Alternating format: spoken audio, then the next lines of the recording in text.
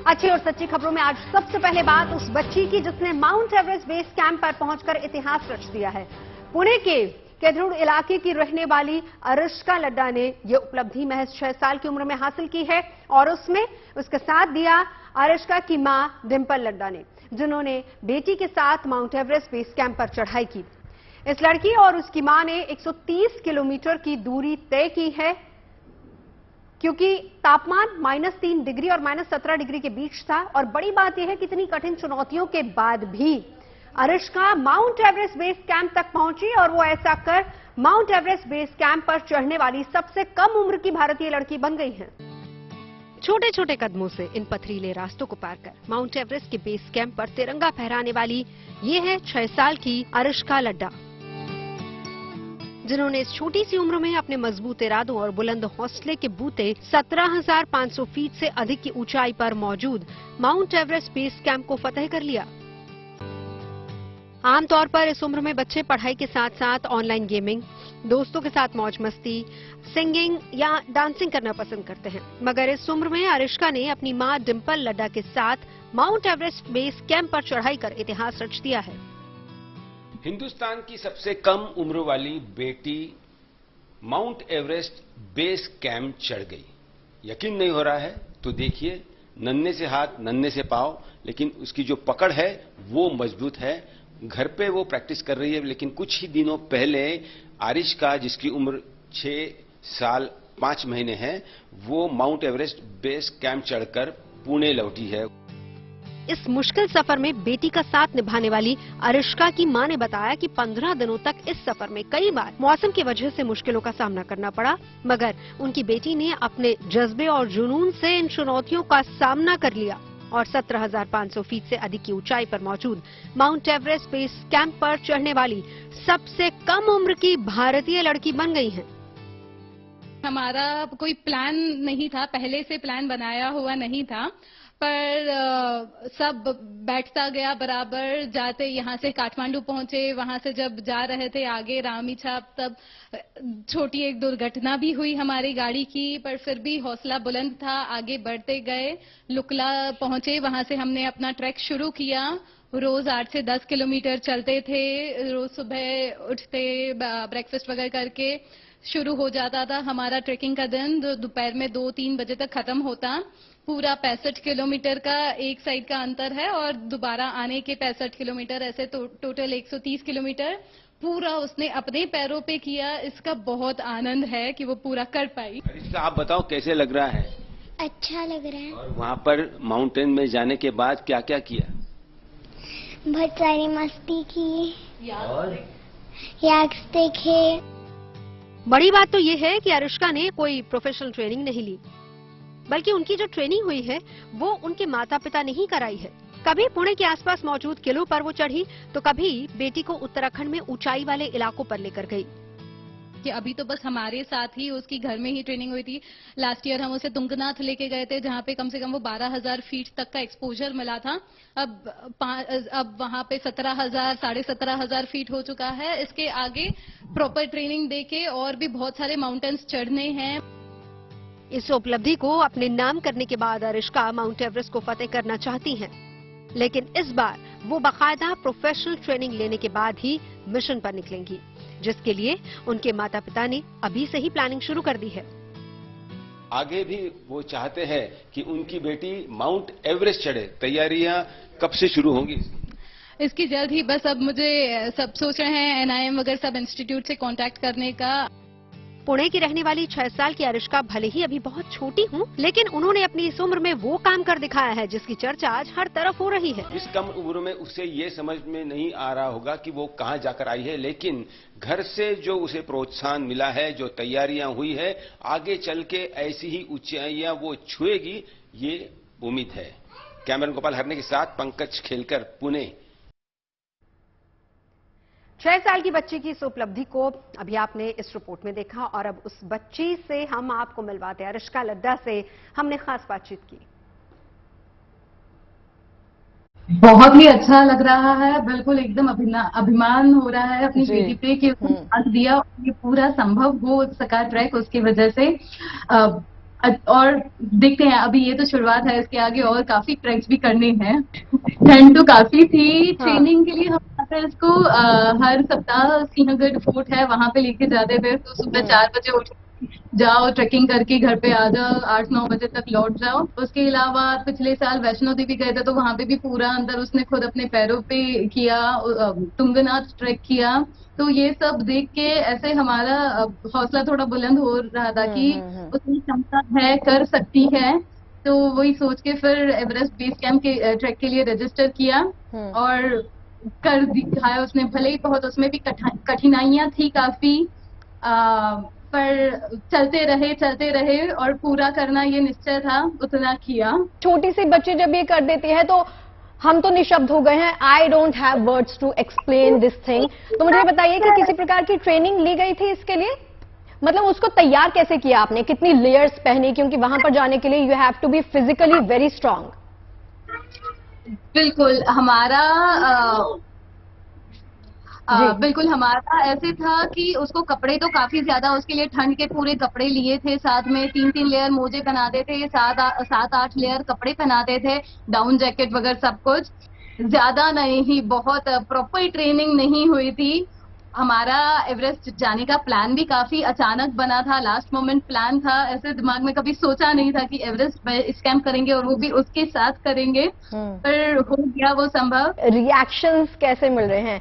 जाहिर सी बात है कि मीडिया अटेंशन तो आपकी बेटी ने ग्रैब कर ही ली है। आपके रिलेटिव से, आपकी फैमिली से कैसे रिएक्शंस मिल रहे हैं इस अचीवमेंट के लिए? हर किसी को सवाल है कैसे कर पाई वो, बट हर कोई बहुत ज्यादा खुश है, हर अभिमान है सबको उस पे। और इसका थोड़ा सा आपसे जानना चाहेंगे, बेटा आपको कैसा लग रहा है? आपको कैसा लग रहा है बताइए। बहुत अच्छा लग रहा है। तो आपको डर नहीं लगा जब आप ट्रैक कर रहे थे? आपको बिल्कुल भी डर नहीं लगा? बोलो। नहीं लगा। चलिए अब आपको लिए चलते हैं फरीदाबाद और मिलवाते हैं स्टील लेडी तुलिका सुलेजा से। तुलिका पर्यावरण को सिंगल यूज प्लास्टिक से बचाने के लिए क्रॉकरी बैंक चला रही हैं और लोगों को बर्थडे पार्टी, किटी पार्टीज जैसे छोटे मोटे फंक्शंस के लिए फ्री में स्टील के बर्तन उपलब्ध करवाती है ताकि लोग इस तरह के आयोजनों में सिंगल यूज प्लास्टिक के इस्तेमाल से बचें। तुलिका के काम से प्रभावित होकर फरीदाबाद में ही 10 से ज्यादा बर्तन बैंक शुरू हो चुके हैं जो पर्यावरण बचाने की इस मुहिम में अहम भूमिका निभा रहे हैं। प्लेट, थालियों, चम्मच और गिलासों का ये ढेर न तो किसी बर्तन भंडार में लगा है और न ही किसी टेंट स्टोर में, बल्कि स्टील के बर्तनों का ये ढेर स्टील लेडी के नाम से मशहूर तुलिका सुलेजा के घर में लगा है, जो लोगों को बर्थडे पार्टी और किटी पार्टी जैसे छोटे फंक्शन के लिए बर्तन उपलब्ध कराती है, वो भी बिल्कुल फ्री।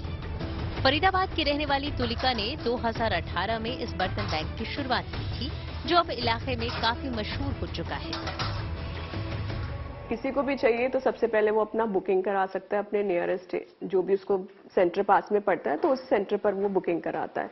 उसके बाद जिस डेट को उसको चाहिए उस डेट पर वो लेने के लिए आते हैं और वो खुद लेकर जाते हैं, उसको यूज करते हैं, वॉश करके हमें रिटर्न कर देते हैं। और वॉशिंग के लिए हमारी एक तो सबसे पहले हम सिक्योरिटी उनसे रखते हैं, सो दैट जो वो बर्तन लेके जा रहे हैं उसकी एक कुछ छोटा सा अमाउंट हम सिक्योरिटी का रखते हैं, जो कि 100% रिफंडेबल होता है। और अगर वो उसको कुछ उसमें से गुम हो जाता है, यस, वैसे ये बिल्कुल फ्री सर्विस है, लेकिन अगर कुछ इसमें से गुम हो जाता है तो उसका चार्जेस उनको पे करने होते हैं। इस बर्तन बैंक को शुरू करने का आइडिया तुलिका को 2018 में उस वक्त आया जब वो अपने बच्चों के साथ कहीं से घर लौट रही थी। तब रास्ते में उन्होंने प्लास्टिक की प्लेट, चम्मच और गिलास बिखरे देखे। उस वक्त इस सिंगल यूज प्लास्टिक को लेकर बच्चों के पूछे गए सवाल का उनके पास कोई जवाब नहीं था, मगर उन्होंने जल्द ही पर्यावरण को बचाने के लिए इस सिंगल यूज प्लास्टिक की जगह बर्तन बैंक खोलने का फैसला किया। भारत में हमारा बहुत ज्यादा कल्चर है कि लोगों को खाना खिलाया जाता है और जगह पर, हर जगह पर आप रोड साइड पर देख सकते हो कि डिस्पोजेबल बिखरे हुए मिलते हैं। खाना वो खिलाते हैं, बहुत अच्छा काम करते हैं, लेकिन उसके बाद आप पूरे रोड्स पर वहीं पर बिखरा हुआ होता है। तो ऐसे ही हम एक बार जा रहे थे और मेरे बच्चों ने भी ये पूछा मुझसे कि ये इसका कोई रिप्लेसमेंट नहीं है। तो उस टाइम तो मैं उन्हें कुछ नहीं बता सकी, लेकिन फिर उसके बाद मेरे अंदर ये चलता रहा कि हम कैसे इसको रिप्लेस कर सकते हैं और बहुत सारे रिसर्च के बाद ही एक सॉल्यूशन मेरे दिमाग में आया। जो स्टील था वही मुझे लगा कि एक ऐसा मटेरियल है जो कि नॉन रिएक्टिव है, रीयूज कर सकते हैं हम इसको, और इसका ज्यादा से ज्यादा यूज करके हम एनवायरनमेंट को नुकसान पहुंचाने से बचा सकते हैं।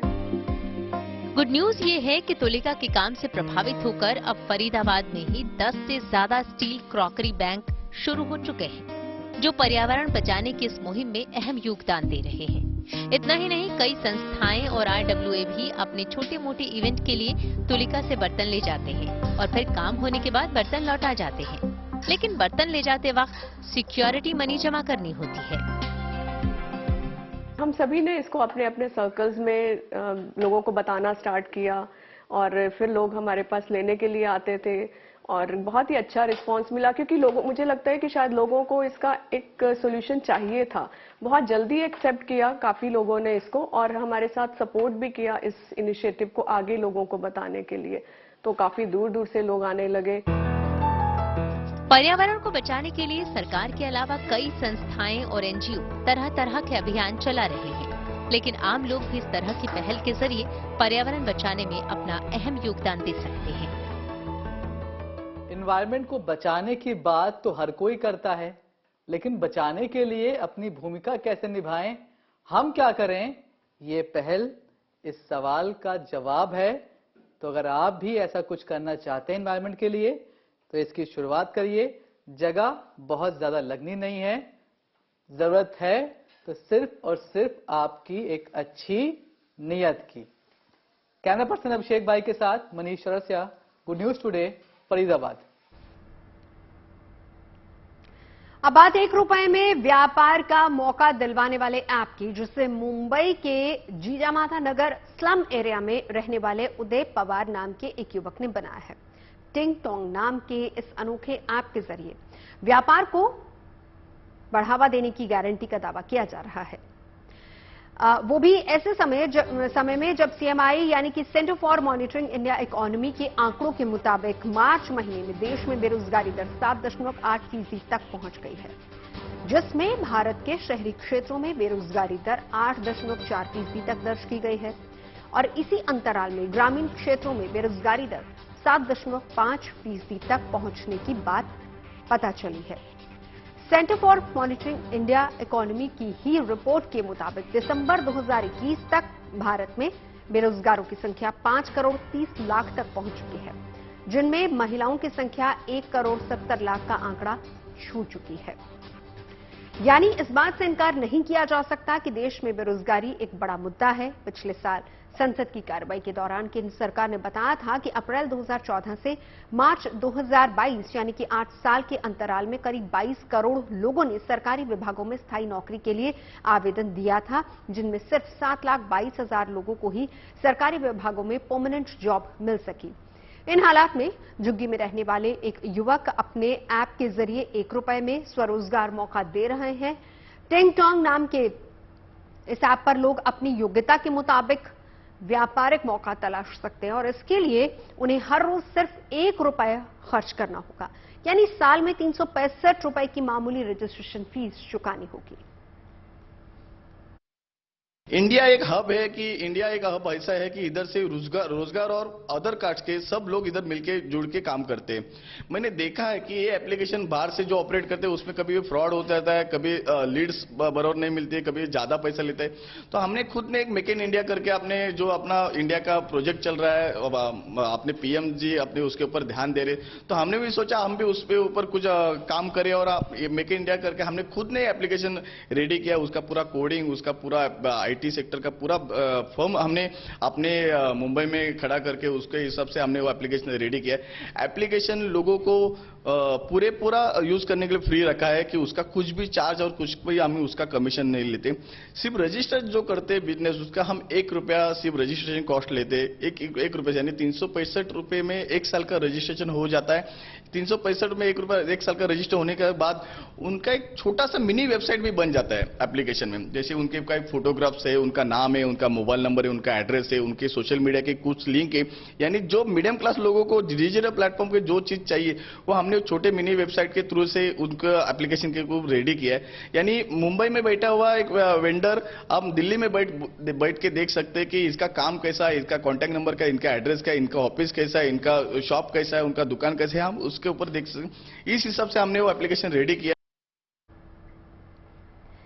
और अब बात मौसम की कर लेते हैं। मौसम का कूल अंदाज आजकल सबको पसंद आ रहा है। आमतौर पर मई के महीने में सूरज की तपिश से लोग परेशान होते हैं, पसीने से सराबोर हो जाते हैं, लेकिन 2023 का ये मई महीना कुछ अलग रंग दिखा रहा है। पहाड़ से लेकर मैदान तक मौसम का मिजाज बदला हुआ है।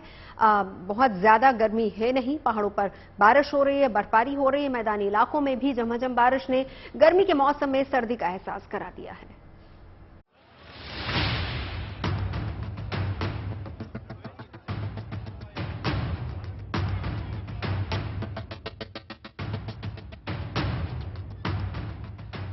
मई के महीने में मौसम का मिजाज कुछ ऐसा कूल हुआ कि तन मन सब ठंडे हो गए। पहाड़ से लेकर मैदान तक सर्दी के आगोश में लिपट गए। भीगना तो चाहिए था चिलचिलाती गर्मी के पसीने में, लेकिन भीग रहे हैं झमाझम बारिश में। पहाड़ों पर तो बारिश के साथ बर्फबारी ने मौसम खुशगवार बना दिया है। क्या केदारनाथ, क्या बद्रीनाथ, क्या शिमला और क्या देहरादून, बस शहर बदलते चलिए, लेकिन तस्वीरें हर जगह एक सी ही हैं। हालांकि मौसम की दुश्वारियों को देखते हुए 3 मई तक केदारनाथ धाम यात्रा के लिए ऑनलाइन और ऑफलाइन दोनों ही रजिस्ट्रेशन रोक दिए गए हैं। चमोली में भी मौसम विभाग ने अलर्ट जारी कर दिया है। बद्रीनाथ धाम में भी श्रद्धालुओं का हौसला बारिश और सर्द मौसम पर भारी पड़ रहा है। बारिश के बावजूद भक्तों का सैलाब उमड़ रहा है। मौसम विभाग ने अगले 48 घंटों में पहाड़ों में जबरदस्त बारिश और बर्फबारी का पूर्वानुमान जताया है। वहीं बद्रीनाथ धाम में इस समय लगातार बारिश का दौर जारी है। ऊंचाई वाली जो चोटियां हैं, हेमकुंड साहिब और नीची घाटी का जो ऊंचाई वाला इलाका है, वहां पे बर्फबारी हो रही है। शिमला की इन तस्वीरों को देखकर अंदाजा लगाना मुश्किल है कि ये मई का महीना चल रहा है।